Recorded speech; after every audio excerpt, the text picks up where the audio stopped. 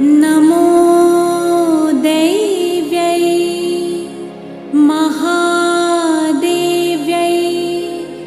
शिवाय सततं नमः।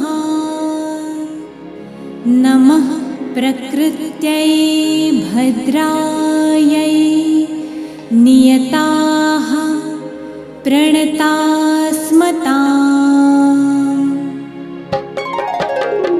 या देवी सर्वभूतेषु विष्णुमायेति शब्दे